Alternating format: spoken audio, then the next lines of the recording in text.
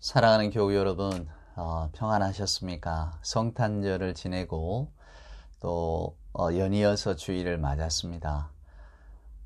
12월의 마지막 주일이자 2021년 마지막 주일 예배가 되었군요. 정말로 예기치 못하게 이렇게 2021년이 흘러올 줄은 상상하지도 못했습니다. 그러나 우리는 오늘 이제 한 해의 끝자리 또 마지막 주일 예배 하나님 앞에 올리는 자리에 와 있습니다. 여기까지 온 것도 다 주의 은혜가 아니겠습니까? 오늘은 그래서 특별히 물론 성탄의 계절 또 성탄절을 어제 보내면서 우리가 기쁘다 구주 오셨네 외치는 그 기쁨이 아직까지 우리 마음에 남아있지만 오늘 이 시간 오늘 이 복된 예배의 순간에는 또 한 해 동안 나와 동행하신 우리 주님을 생각하고 또 우리들의 삶을 돌아보는 그런 감사하는 마음으로 함께 예배했으면 좋겠습니다. 우리 경배 찬송 함께 부르면서 2021년 마지막 주 주일 예배를 하나님 앞에 올리겠습니다. 찬송가 621장입니다. 찬양하라 내 영혼아 찬양하라 내 영혼아 온 마음과 정성 다하여 주 찬양하라 경배하라 내 영혼아 경배하라 내 영혼아 온 마음과 정성 다하여 주 경배하라.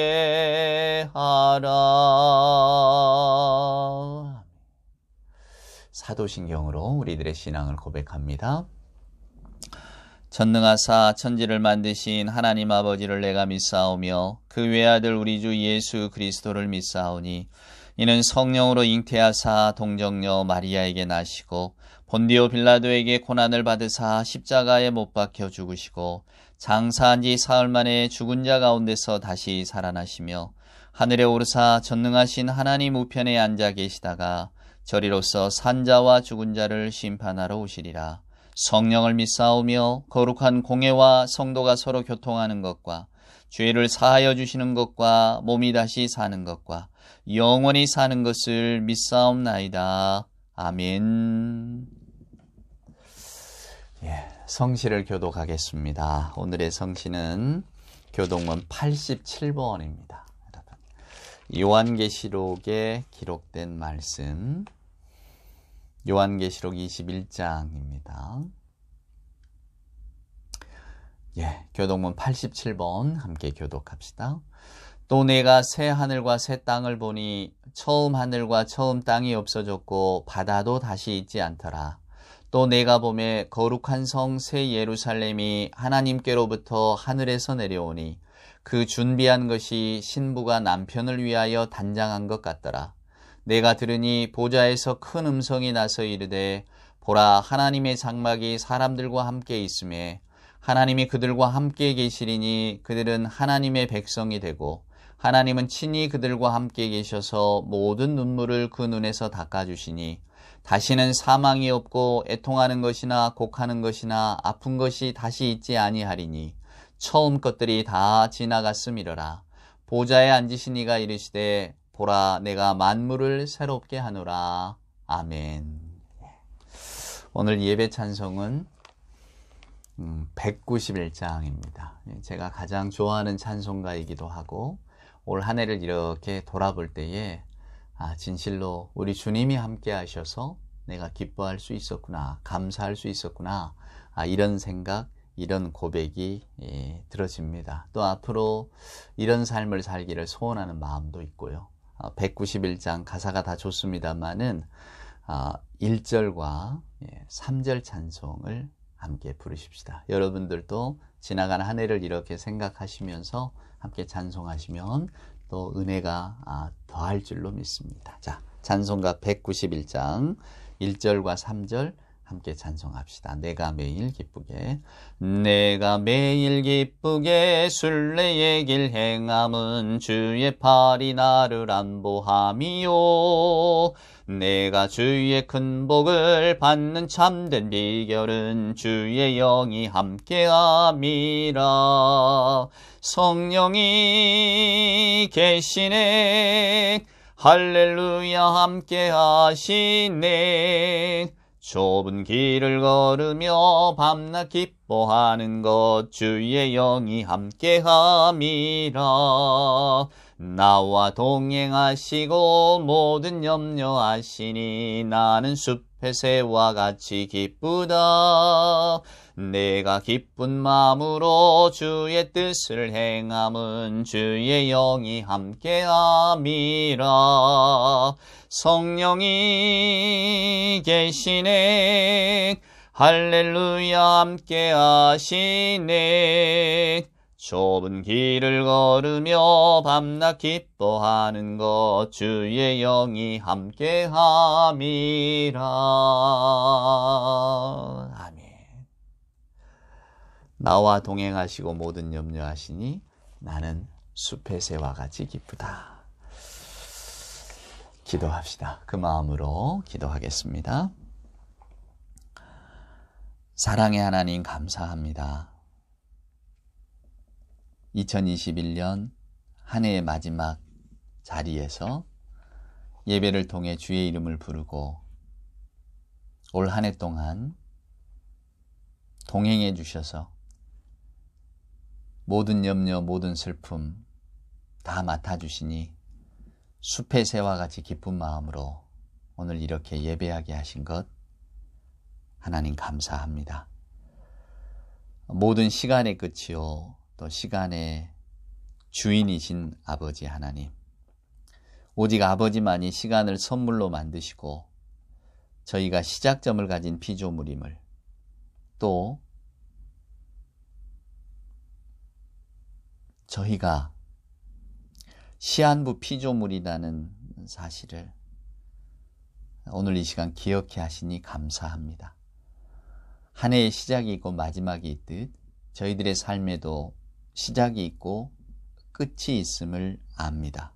하오나 저희들은 그 끝을 잊어버린 채 죽음이 불러오는 망각을 두려워한 채 살았습니다. 미친 듯 일에 몰두했고 사람에 몰두했고 오락에 몰두했고 내가 즐거워하는 것에 몰두했습니다. 쌓아두는 기쁨에 몰두했고 남과 비교하며 더 많은 것을 가지기 위해 애쓰고 살았습니다. 이런 저희들의 모습이 아버지 하나님께 얼마나 어리석어 보였을까 하나님 생각합니다. 그저 마치 집을 짓는 일개미처럼 내일이 없는 사람처럼 그리고 끝이 없는 사람처럼 저희들 살았습니다. 하나님 아버지, 이 시간, 이 거룩한 은혜의 시간, 예수님의 탄생과 또 부활을 가르쳐 주신 그 성령의 놀라우신 그 은총 아래 저희로 하여금 기뻐하고 안식하게 하여 주시옵소서. 하나님, 그리하여 시간의 종말, 한 해의 끝이 있듯 우리 인생의 끝이 올 때에도 저희들 편안한 마음으로, 감사한 마음으로 내게 다가올 그 최후의 순간을 기다리는 우리가 될 수 있도록 주여 도와주시옵소서. 이 세상에서 저희들에게 시간을 허락하여 주신 분 오직 아버지 하나님이십니다. 하나님, 하나님께서 허락하신 그 시간 안에서 저희들이 즐거워할 수 있도록 이 시간 특별한 은총을 허락하여 주시옵소서. 하나님, 올 한 해 자비하겠다고 우리 주님의 인자하심을 닮아 자비하겠다고 결심했지만 자비하지 못했습니다. 하나님, 자유하겠다고 간절히 기도했지만 자유하지도 못했습니다. 온갖 세상의 것들에 매이고 사람들의 시선과 물질과 저희들의 욕심에 매여서 자유롭지 못한 삶을 또한 살아왔습니다. 하나님, 이 시간 이 모든 것들이 지나가는 2021년 마지막 주일에 이것들의 헛됨을 기억하게 하시고 오직 우리 주님 안에서 영원한 안식을 얻고 평강을 구하는 우리 모두가 되게 하여 주시옵소서. 하나님, 저희들의 마음에 올 한 해를 돌아볼 때 아쉬움이 있습니다. 이 아쉬움도 다 내려놓을 수 있도록 하나님, 마음에 옹의도 있습니다. 굳은 살이 있습니다. 하나님, 이 옹의와 굳은 살도 다 내려놓고 흘려보낼 수 있도록 이 예배의 시간 은총을 베풀어 주시옵소서. 서러움도 있습니다. 슬픔도 있습니다. 성마름도 있습니다. 안타까움도 있습니다.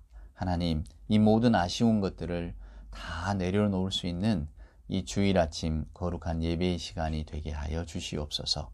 그리하여 텅 빈 마음에 다가올 2022년 새해를 기도 중에 맞게 하시고 무엇보다도 우리 주님이 주신 그 큰 기쁨을 깨달아 알며 살아갈 줄 아는 저희가 되게 하여 주시옵소서.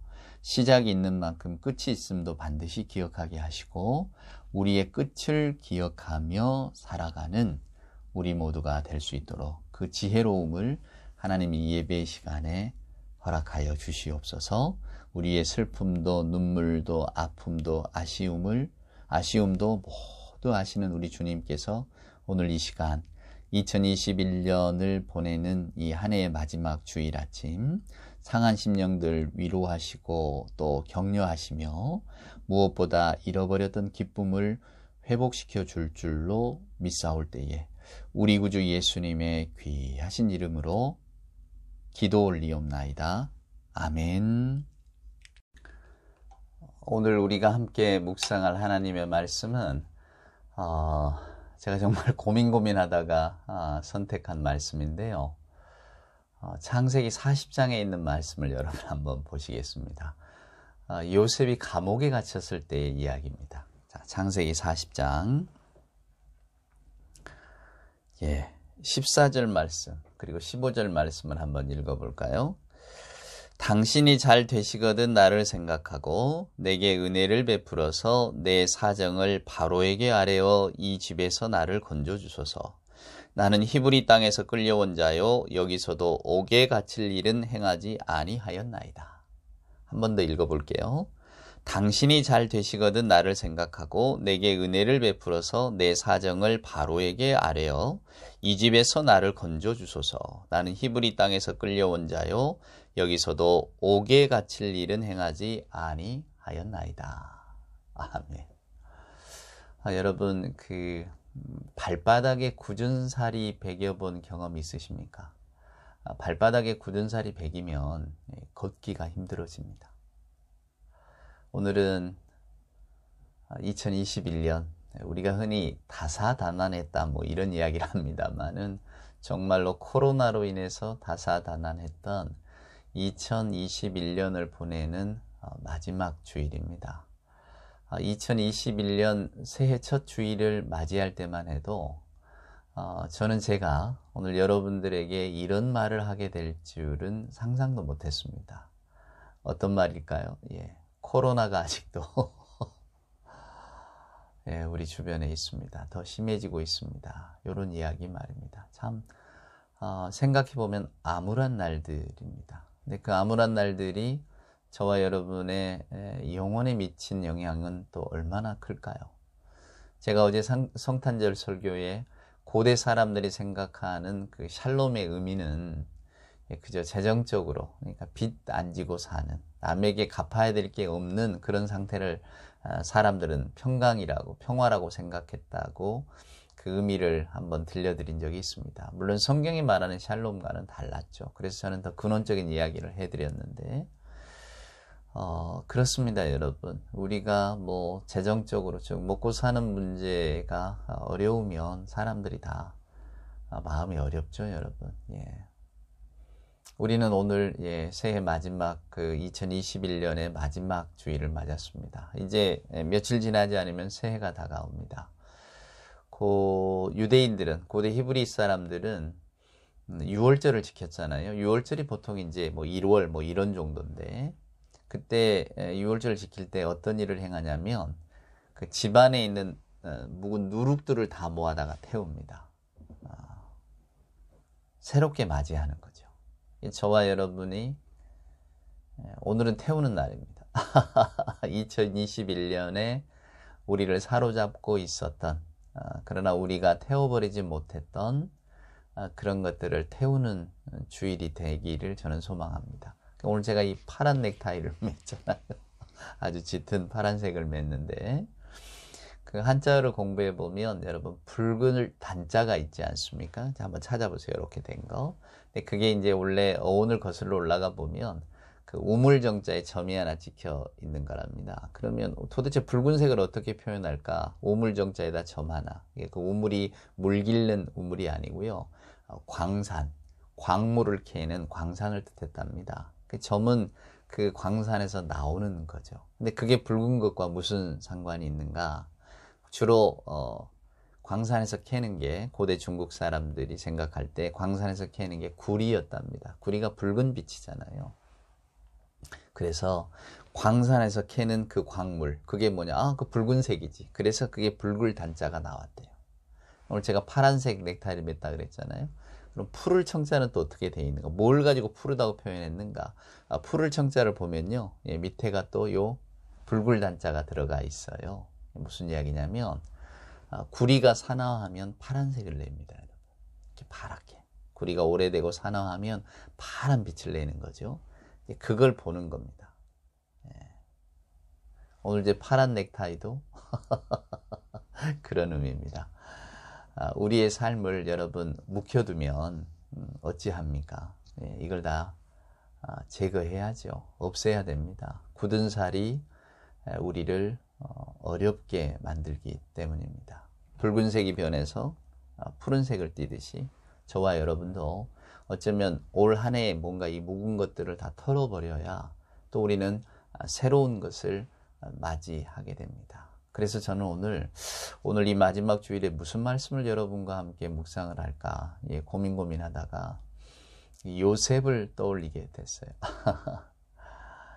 여러분 요셉의 삶을 우리가 다 가히 상상이나 합니다. 오늘 이 15절에 보면 이 요셉의 한이 들어있어요. 나는 히브리 땅에서 끌려온 자요. 여기서도 옥에 갇힐 일은 행하지 않은 사람입니다. 저는 원래 이 이집트 애굽에서 살 사람이 아닙니다. 제가 왜 여기 와 있죠? 저는 끌려왔습니다. 그리고 끌려온 땅에서 더군다나 옥에 갇혀 있네요. 저는 옥에 갇힐 일을 행한 사람도 아닙니다. 이 짧은 말 속에 그 요셉의 억울함이 여러분 다 들어있어요. 안 느껴지십니까? 그런데 그 위에 있는 14절 9절을 보면 당신이 잘 되시거든 나를 생각하고 내게 은혜를 베풀어서 내 사정을 바로에게 아뢰어 이 집에서 나를 건져주소서. 지금 꿈의 몽하는 이야기입니다. 요셉이 옥에 갇혔을 때에 이제 술 맡은 관원, 고위 관리죠. 그때 당시 그 애굽의 왕정에 있던 고위 관리들이 누명을 썼든 어찌됐건 간에 지금 감옥에 끌려와 있었는데 그들이 이제 꿈을 꾸게 되잖아요. 여러분 술을 맡았다, 떡을 맡았다. 이게 왕의 음식을 맡은 사람. 그러니까 왕의 가장 최측근입니다. 저나 여러분 먹는 음식 잘못 먹으면 탈나잖아요. 그러니까 그 음식을 관리하는 왕궁의 사람들, 우리가 그냥 술 맡았다, 떡 맡았다 하니까 그냥 대장금인가? 아니면 수락관의 나인들인가? 이렇게 생각할 수 있잖아요. 아닙니다. 가장 왕이 신임하는 사람들이었다는 거예요. 근데 그 사람들이 지금 감옥에 있는데 꿈을 꾸고 그 꿈의 몽을 못해서 요셉을 찾아옵니다. 요셉이 꿈의 몽을 해줍니다. 그러면서 그들에게 말합니다. 여러분이 잘 되시거든, 당신이 잘 되거든 나를 기억해달라. 당신이 잘 되거든 내 누명을 좀 풀어달라. 지금 이렇게 이야기를 하고 있는 겁니다. 근데 여러분 저는 이 이야기가 요셉이 붙이잖아요. 나는 히브리 땅에서 끌려온 자고 내가 이 옥에 갇혀 있을 만한 일을 행하는 자가 아닙니다. 요셉이 여러분 옥에 왜 갇혀 있습니까? 그것은 애굽의 장군 보디발, 애굽의 대신이던 보디발, 결국 그 이와가 얽힌 사건 때문에 들어와 있는 거 아닙니까? 그러니까 아무도 주목하지 않는 자고 서로 누가 그 제목을 들었다고 하면 세상에 저런 배은망덕한 놈이 다 있는가? 너는 목숨이 붙어 있는 것만도 다행이다. 요렇게 반응할 만한 일을 행한 자라고 하는 누명을 쓰고 있단 말입니다. 근데 오늘 그는 당당하게 그들에게 말합니다. 잘 되거든 내 누명을 좀 벗겨주십시오. 저는 여기서 요셉의 당당함을 읽었는데 여러분은 어떻게 읽으셨는지 모르겠습니다. 요셉은 실은 지치고 상한 영혼입니다. 내가 하지 않은 일로, 사랑하는 여러분, 또 내가 예기치 않은 곳에서, 그렇잖아요. 지금 요셉만큼 억울한 사람이 누가 있습니까? 요셉이 자기의 잘못 때문에 지금 여기 와 있는 건 아니잖아요. 뭐 전쟁에 졌거나 뭐 끌려와, 이게 아니잖아요. 형들이 팔아버린 것 때문에 지금 여기에 와 있잖아요. 근데 오늘 그 요셉의 마음속에는 뭐랄까요? 자기의 불행과 그리고 자기가 당한 처지를 원망하지 않는 마음이 들어있다고 저는 생각했어요. 그래서 이 당당함의 근원이 어디에서 왔는가라고 하는 것을 오늘 한번 여러분과 나누고 싶었습니다. 6세기에 여러분 수도원 운동의 주창자가 있었어요. 베네딕토라고 하는 사람이, 지금도 성 베네딕토 뭐 수도원 뭐 이런 게 많잖아요. 그분의 이름을 딴 건데, 그래서 뭐 수도원 운동의 창시자이기도 하고, 그래서 이제 우리가 종교개혁 하기 전에는 다 가톨릭 한 이렇게 있다가 흘러왔잖아요. 우리 신앙의 맥이. 그러다 보니까 이 베네딕토 이야기는 이제 초기 기독교 사회에 아주 유명한 일화들이 많습니다. 근데 그분의 얽힌 일화 중에 하나가 이런 이야기가 있어요.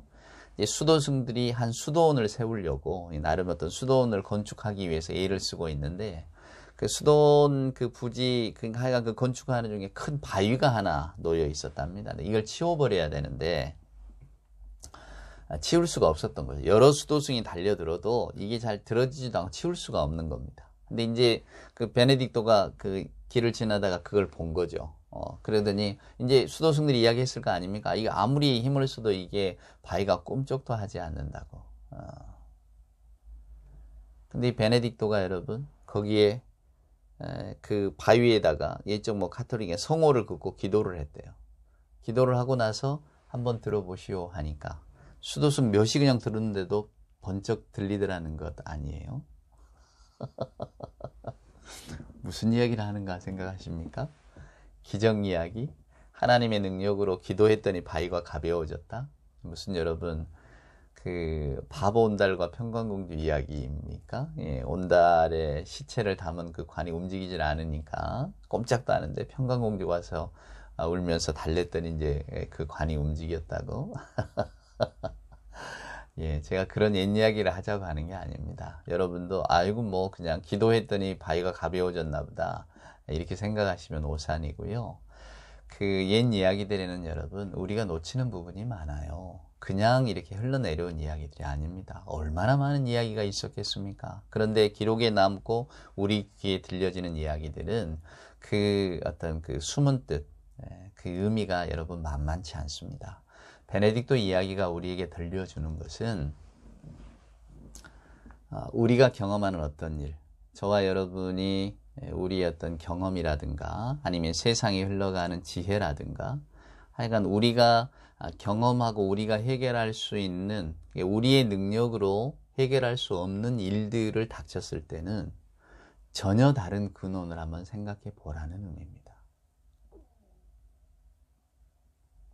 저와 여러분이 해결하지 못하는 어떤 큰 일에 부딪혔을 때 우리는 그걸 어떻게든 내 지혜와 내 힘과 내 능력을 가지고 해결해 보려고 애를 씁니다. 근데 여러분 그렇게 해서 안 되는 일이 많잖아요. 인간관계부터 시작해서. 그럴 때는 전혀 다른 삶의 측면에서 한번 바라보라는 거예요. 쉽게 말하면 여러분의 관점을 한번 바꿔보시라 그 이야기입니다. 이해가 잘 안 되시나요? 제가 쉬운 예를 하나 더 드릴까요?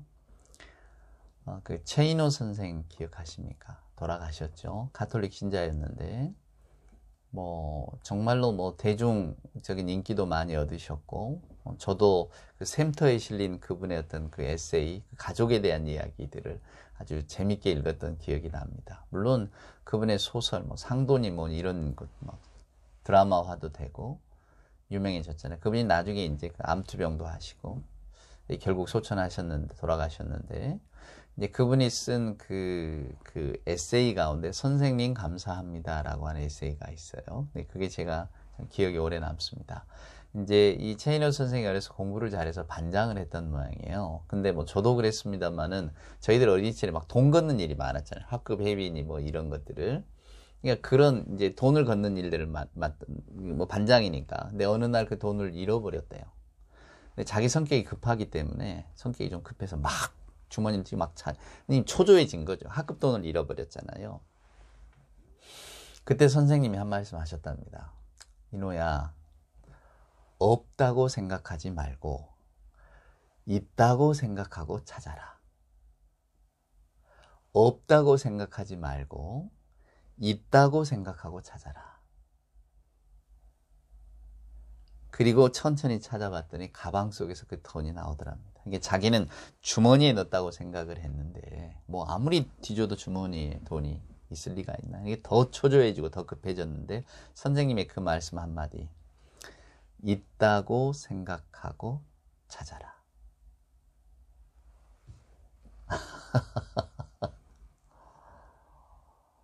요셉을 봅니다, 여러분. 요셉이 나중에 이제 여러분 그 형제들 앞에 서잖아요. 형제들이 이제 요셉을 이렇게 만나게 되고 요셉인 걸 알게 되잖아요. 얼마나 두려웠을까요? 왜 자기들이 팔아버린 그 죄가 있잖아요. 우리에게 악감정을 가지고 있으면 이제 우리는 다 죽은 목숨인데 이제 우리는 어떡하나. 얼마나 무서웠을까요, 여러분. 그렇잖아요. 원래 이렇게 맞은 사람은 발 뻗고 자도 때린 사람은 발 뻗고 못 잔다고. 그만큼 뭔가 이렇게 내가 잘못한 일이 있으면 그게 우리들의 마음에 부담이 되고 정말 돌덩이 같잖아요. 근데 그게 드러났을 때 얼마나 여러분 두려웠겠습니까? 그러니까 그 형님들의 두려움이라고 하는 것은 이루 말할 수가 없죠. 근데 그들에게 요셉이 하는 말이 있습니다. 형님들이 나를 팔았다고 해서 그래서 오늘 내가 여러분 앞에 이렇게 여러분의 목숨을 좌지우지할 수 있는 그런 권력을 가진 권세가로서 있다고 해서 두려워하거나 떨지 말라고. 형님들이 하신 게 아니라고. 이게 다 하나님의 손길이고 하나님의 계획이라고. 하나님께서 미리 나를, 우리 온 가족을, 우리 온 식구를, 아버지로부터 시작해서 온 형제들을 살리시려고 미리 나를 먼저 애굽에다 갖다 놓으신 거라고. 하나님이 하신 일이었는데. 여러분이 할 때는 생각할 때는 형님들이 생각할 때 내가 우리 동생이 너무 나쁜 짓을 했구나. 그리고 내가 그 일을 당할 때도 나에게는 정말로 나쁜 일이었지만 그러나 이 모든 일들을 하나님께서 다 선하게 바꾸지 않으셨습니까? 저는 그것을 믿고 있었다는 이야기예요. 이게 요셉을 위대하게 만드는 저와 여러분이 우리가 신앙의 인물로 요셉을 크게 보는 가장 큰 요셉의 인생과 신앙의 방점이 찍힌 이야기 아닙니까? 저는 요셉을 우리가 요셉을 성공했기 때문에 요셉의 어떤 성공 그것을 스토리를 따라가 이런 건 별로 좋아하지 않습니다. 성경은 그런 이야기를 하고 있는 게 아니니까요. 그저 요셉이 가지고 있었던 어떤 애굽에서의 높은 자리, 높은 위치 이게 요셉을 위대하게 만드는 게 아니라 요셉의 그 생각 말입니다, 여러분. 이것은 하나님이 하신 일입니다. 우리가 그래서 요셉 이야기를 읽어보면 하나님이 그를 형통케 하셨다는 이야기가 굉장히 많이 나옵니다. 이게 창세기 기자가 저와 여러분에게 계속해서 들려주는 이야기가 하나님이 요셉과 함께 하셨다. 하나님이 요셉을 형통케 하심으로 그의 일들이 잘 되어졌다. 이렇게 이야기를 우리에게 들려주고 있다는 겁니다. 요셉의 능력이 뛰어나서 그랬다고 단 한 번도 성경은 말하지 않아요. 이 요셉의 생각과 마인드. 여러분 요셉이 말하잖아요. 나는 히브리 땅에서 끌려왔다고. 내가 돈 벌기 위해서 애굽에 온 거 아니라고. 나는 억울합니다. 나는 끌려온 자입니다. 그리고 나는 지금 옥에 있습니다. 그런데 내가 옥에 있을 만한 일을 행한 자가 아니거든요. 그러니까 요셉의 마음속에 세상에 대한 원망, 사람에 대한 어떤 뭐랄까요, 불평, 왜 없겠습니까, 여러분? 근데 요셉은 오히려 이것을 옥에 풀려나서가 아니라 옥에 있는 와중에도 이것을 전부 극복하고 있는 사람으로 성경은 우리에게 들려주고 있다 그 말입니다. 그래서 옥에 있어서도 성실했고 물론 보디발의 집에서도 성실하고 여러분 요셉은 자기의 처지를 단 한 번도 원망하거나 그것을 한탄하지 않았다라는 이야기입니다. 여러분 근원이 뭐였을까를 생각해 봐요. 그것은 바로 하나님 아니셨겠습니까? 베네딕토 수도사가 말하는 그 이야기가 들려주는 그 바가 저는 그거라고 생각합니다. 전혀 다른 근원에서 그 일들을 바라보는 거예요. 내가 왜 여기에 있는가? 내가 오늘 왜 이 자리에 있을까? 왜 내 인생은 이렇게 억울한가? 나는 왜 이렇게 분하는가? 내 주변에는 왜 이렇게 온통 악한 자들만 있는가? 나를 속이려 하고 나를 팔아먹고 나를 해코지하려고 하는 사람들만 있는가? 내 인생은 왜 이렇게 자꾸 이렇게 꼬여가고 풀려지질 않는가? 요셉은 이렇게 보지 않았다는 거예요. 그렇게 볼 수 있죠. 자기 주변의 삶을 그렇게 바라볼 수도 있지만, 그렇게 해서 만약에 요셉이 그걸 풀려고 애썼다면 그는 아마 화병을 얻어서 감옥에서 죽었던지 뭔가 하여간 우리에게 보여주는 이런 모습으로 나오지는 않았을 겁니다. 근데 그는 전혀 다른 측면에서 바라보았어요. 여러분이 잘 되시거든 왕에게 내 이야기를 좀 하세요. 내가 지금 여기 와 있다고. 근데 그 말 속에 왜 이 요셉의 당당함이 느껴지지요? 요셉은 다른 측면에서 자신의 삶을 바라본 사람입니다. 그래서 보디발의 아내가 유혹할 때에도 내가 당신의 유혹에 넘어가고 당신과 이 마음이 맞으면 내 삶이 편안할 줄 알지만은 그러나 하나님이 별로 기뻐하실 일이 아니기 때문에 저는 그냥 그 당신의 선택에 내가 동조하지 않겠습니다. 당신이 나를 아무리 유혹해도 나는 넘어가지 않으렵니다. 하나님 앞에서 나는 죄를 짓지 않으렵니다. 분명히 다른 시선을 가지고 있었다 그 말입니다. 그것이 요셉의 삶을 요셉으로 만들어가는 원동력이 아니었을까 생각하는 거예요, 여러분. 성경이 들려주는 이야기 메시지의 핵심이 바로 그것입니다. 자, 여러분, 우리들의 한 해를 이렇게 돌아볼까요? 어두웠습니다. 전 세계적으로 어두웠고 나라가 어두웠고, 그러니 그 나라에 속해 사는 우리들의 삶이 어찌 편안할 리가 있겠습니까? 마치 어두운 그림자 하나가 우리를 누르고 있는 것처럼 우리 삶이 무거웠죠. 저와 여러분의 삶의 발바닥에 아주 굳은 살을 배기게 해 놓은 겁니다. 그래서 정말로 이것을 이게 있으니까 긴 거리를 못 나가는 거예요. 활기차게 못 걷는 겁니다. 사랑하는 여러분. 자, 우리 주변의 환경이 또 세계적인 정세가 또 예기치 않은 코로나가 여전히 우리를 어둡게 만들었다면 우리 스스로가 만든 어둠은 뭐였을까요, 여러분? 저와 여러분이 2011년에 완벽하게 풀지 못하는, 저와 여러분이 우리의 마음속에 스스로 만들어 놓은 굳은 살은 여러분 무엇이었을까를 한번 생각해 봅니다. 아까 제가 이스라엘 고대 히브리스 사람들의 유월절 이야기를 했죠. 묵은 누룩을 다 모아다가 태워버리듯이 저와 여러분은 이제 2011년 마지막 주일에 우리가 태워버려야 될 그것을 한번 생각하는 겁니다. 태우고 넘어가야죠. 떡 하나 주면 안 잡아먹지라고 하는 옛 이야기가 들려주는 것처럼 우리 인생에 이렇게 고개를 넘어갈 때 반드시 던져줘야 될 떡이 있는 겁니다. 2021년을 넘어가는 이때에 저와 여러분이 던져야 될 떡은 뭘까요, 여러분? 여러분이 아시겠죠? 저는 제가 알고 우리의 마음속에 있는 원망과 또 용서하지 못함, 또 뭘까요? 스스로에 대해서 자책하는 마음, 또 내 삶보다는 남의 삶을 더 크게 여겼던, 그러니까 부러워하고 시기하던 마음들, 남의 명예가 남의 명예를 이렇게 부러워했던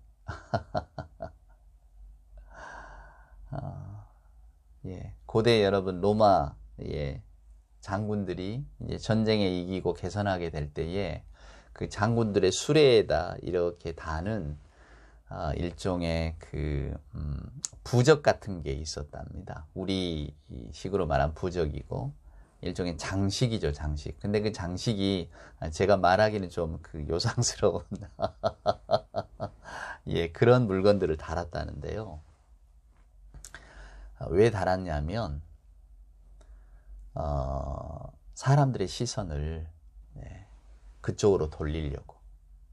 그러니까 우리가 시기하는 말이 영어 단어로 envy 아닙니까? envy. 그게 인비어스에서 나온 말인데요. 그게 내가 부러움과 열망을 가지고 남을 바라보는 눈빛이랍니다. 그게 시기래요. 그게 NB의 어원이다 그 말입니다. 그러니까 옛적 사람들이 생각할 때 시기라고 하는 말의 뜻은 남을 선망의 눈으로 바라보는 것. 그러니까 전쟁에서 이기고 돌아오는 장군들 얼마나 남들이 볼 때 야 영웅이구나 볼 것 아닙니까? 근데 거기에는 추앙의 마음보다는 저 사람의 영광을 내게 혹은 저 사람이 나락으로 떨어짐으로써 내가 쾌락을 얻고자 하는 마음들이 들어있대요.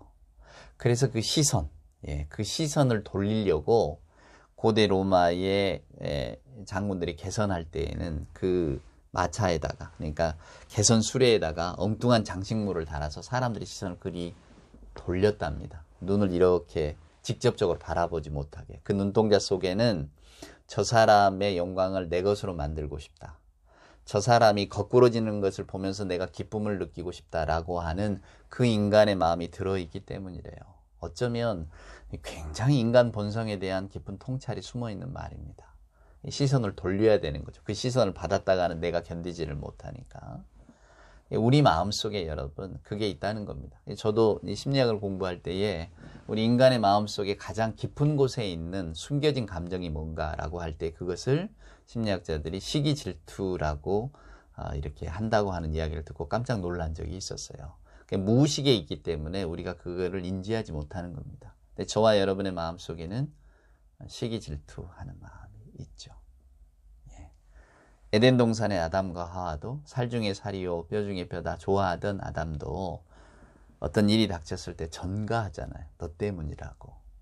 결국은 내가 살기 위해서 남을 누르는 그것이 실은 하나님을 벗어나게 된 하나님의 관역에서 벗어난 우리 인간들이 취하는 첫 번째 태도입니다. 우리 중심적으로 돌아가기 때문에 내가 잘 돼야 되고 나보다 더 잘 된 사람 견디지를 못하는 거죠. 어쩌면 우리들의 2021년이 나보다 좀 남이 잘 된 것들에 대해서 내가 좀 불편한 마음이 있지 않는가. 우리는 늘 비교하는 그런 심정으로 살아가지만 그것을 뛰어넘는 어떤 게 있어야 되는 거죠. 요셉이 만약에 여러분 우리 사람의 본성에 이렇게 매여 있는 사람이었다면 아마 그는 오늘날 우리들에게 이렇게 아름다운 신앙의 이야기를 들려주지 못했을 겁니다. 근데 그는 그 모든 일의 근원에서 하나님을 보았습니다. 하나님께서 하시는 일이다. 하나님이 여전히 나와 함께 계신다. 그래서 그가 그 암울했던 삶을 이겨낼 수 있었던 그 힘은 저는 바로 그 신앙의 마음에서 나타난다고 생각합니다. 그게 여러분 놀라운 일들 아닙니까? 그게 그의 삶을 새롭게 만드는 원동력이 아닙니까? 그의 삶에 새로운 눈을 뜨게 하는 일 아니었습니까, 여러분? 2021년을 이렇게 돌아볼 때에 여러분의 삶은 여러분 어떠셨습니까? 혹시 건강을 잃어버리셨나요? 아니면 하던 일이 잘 안 됐습니까? 사업에 실패했나요? 아니면 내가 뜻하던 직장, 직업들을 잘 얻지를 못했나요? 또 내가 원하고 기도하고 바라는 대로 이게 잘 풀려지지 않았나요? 너무 많이 상처를 받은 한 해였습니까? 내가 아픔이 많고 고통이 많은 한 해였나요? 사랑하는 여러분, 하나님께서 이러한 경험들을 통해서 우리에게 뭘 일러주실까요? 아마도 우리는 그런 일들을 통해서 우리 삶의 이면을 보게 될 것입니다. 생의 이면이라고 하는 소설의 제목도 있습니다만은 우리가 예상하지 못하고 또 내 삶에 있으리라고 생각하지 못했던 일들을 통해서 우리는 생의 또 다른 면을 봅니다. 그리고 그 생의 또 다른 면에서 좌절하지 않고 낭망하지 않는 진정으로 나를 사랑하고 또 내가 이겨낼 수 있는 어떤 그 힘을 발견하는 계기가 될 수 있겠죠, 여러분. 그러면서 또 우리는 이런 아픔을, 이런 고통을 받는 사람들이 있구나라고 하는 것도 알게 됐을 겁니다. 우리는 생의 이면을 발견했겠죠. 그것은 새로운 영적인 삶 아니겠습니까? 새로운 하나님의 어떤 관점에서 우리 삶을 바라보는 것 아니겠어요? 그래서 오늘 우리가 여기 앉아 있는 거죠. 이 주일에, 마지막 주일에 앉아서 하나님의 말씀으로 우리 삶을 돌아보고 또 2021년에 나와 더불어 함께 하셨던 하나님의 손길을 느껴보는 것 아니겠습니까? 그것이 신앙생활이죠. 삶의 또 다른 면입니다. 어떤 일이 주어졌을 때 좌절하거나 낭망하거나 원망하지 않고 또 다른 면을 바라볼 수 있는 것, 이것이 신앙의 힘 아니겠습니까? 하나님께서 더불어 함께 하신다. 오늘 요셉의 이야기는 저와 여러분에게 그 세계를 알게 합니다. 또 우리는 우리가 경험하지 못했던 일들도 경험하게 됐습니다. 또 내 안에 들어있던 어떤 그 불편함들도 우리가 느끼게 된 한 해였습니다. 우리를 둘러싼 세계가 편안하지 않았기 때문에 나도 편안하지 않았고 또 많은 사람들이 편안하지 않았습니다. 그들을 바라보면서 또 혹은 내 처지를 이렇게 들여다보면서 우리는 때때로 낭망하기도 하고 좌절하기도 했습니다. 기도가 잘 들어지지 않는다고 원망하기도 했고 남의 기도는 잘 들어주시는 것 같은데 왜 내 기도는 안 이루어주시나. 때때로 우리가 하나님을 마음속으로 원망하던 적도 있었을 수도 있습니다, 여러분. 또 가지고 있던 건강을 잃어버리고 좌절하고 낭망한 순간도 있죠. 하지만 우리에게는 여러분 전혀 다른 관점이 있잖아요. 우리 하나님이 나와 더불어 함께 하신다고 하는, 누구나 다 어떤 일들에 걸려 넘어질 수 있습니다. 누구나 다 요셉과 같은 일을 당할 수 있죠. 근데 그 일을 당했을 때 결국은 저와 여러분이 선택할 수 있는, 그리고 우리가 어떤 그 삶의 방식으로 이렇게 받아들일 수 있는 그런 길이 뭐가 있는가? 사랑하는 여러분, 오늘 요셉은 저와 여러분에게 전혀 다른 시선에서 바라보는 그 하나의 어떤 진리에 대한 이야기를 했다고 저는 생각합니다. 나는 히브리 사람이고 끌려온 사람이고 여기 있을 만한 일을 행하지 않은 사람인데 오늘 나는 여기 있습니다. 그래서 나는 원망스럽습니다. 이게 아니고 오히려 그는 원망스러워할 법한 순간 속에서도 하나님이 하신다면, 또 하나님이 뭔가 계획을 가지고 계신다면 내 삶에 또 전혀 새로운 모습이 펼쳐지겠죠. 당신들이 나를 기억한다면 왕에게 이야기를 해서 이 자리를 좀 벗어나게 해달라. 그러니까 갑자기 무슨 하늘이 갈라지거나 하늘이 열리거나 땅이 갈라지거나 이런 기적을 원하는 게 아닙니다. 요셉은 자기가 살아가고 있는 삶 속에서 하나님의 손길을 느끼고 발견하던 거죠. 하나님이 하시는 일이라면 어떤 식으로든 이렇게 풀려갈 것이다 라고 하는 확신을 가지고 있었다는 겁니다. 그것이 비록 어떤 식으로 풀려갈지 전혀 알 수는 없었지만 오늘 저와 여러분 2021년을 보내면서 저는 굳은 살 이야기를 했습니다. 과연 우리들의 마음과 생각을 지배하고 있는 이 굳은 살이 뭘까요? 미워하거나 원망하는 그런 생각입니까? 타인에 대한 원망입니까? 아니면 우리 삶에 대한 어떤 좌절입니까? 또 내가 내 인생을 이렇게 제대로 살아가고 있지 못하고 하는 어떤 자각입니까? 남들에 비하면 좀 뒤떨어져 있다는 뭔가 늘 초조하고 불안한 마음입니까? 여러 가지 것들이 우리를 사로잡고 있을 것입니다만은 2021년 마지막 주일에 이런 것들을 다 털어버리자고, 저는 다 마치 유대인들이 묵은 누룩을 다 치우듯이 치워버리고 또 하나님이 우리에게 주시는 2022년의 새로운 한 해를 맞자고 말씀드리고 싶어요. 마지막으로 이 말씀만 드리고 마치려고 합니다. 백설공주 이야기 아시죠? 거울아 거울아 누가 제일 예쁘니? 독사과를 먹고 백설공주가 깊은 잠에 빠집니다. 죽음이죠. 근데 어떻게 깨어납니까? 왕자가 그 모습을 보고, 잠든 모습을 보고 반해서 옮기라고 합니다. 왕궁으로 데려가려고 하죠. 근데 그만 하인들이 실수해서, 그 시종 드는 사람들이 실수해서, 혹은 난쟁이가 실수해서, 어찌됐건 판본이 여러 가지입니다만은 그 관을 떨어뜨리잖아요. 떨어뜨릴 때 어떡합니까? 그 퉁 떨어지는 그 충격으로 백설공주 목에 걸려있던 독사과가 툭 튀어나옵니다. 그래서 살아나죠. 2021년 저와 여러분의 목에 걸려있던 그 독사과를 전혀 다른 관점에서, 그게 뭡니까? 하나님이 나와 더불어 함께 하신다. 우리 주님이 임마누엘이라고 말씀하셨잖아요. 나와 더불어 함께 하시는 하나님. 그 믿음으로 사랑하는 여러분, 2021년 우리들의 목에 걸린 독사과를 다 토해내 버리실 수 있기를 저는 소망합니다. 그리고 우리 주님이 씻어주시는 그 맑고 깨끗한 마음으로 2022년 새해를 맞는 우리가 되어질 수 있기를, 감옥에서도 이건 하나님이 하신 일이야. 하나님이 하신 일에는 소망이 있지. 희망을 놓지 않던 요셉과 같은 당당함으로 2022년을 맞는 우리 모두가 될 수 있기를 주님의 귀하신 이름으로 축원합니다. 기도하겠습니다.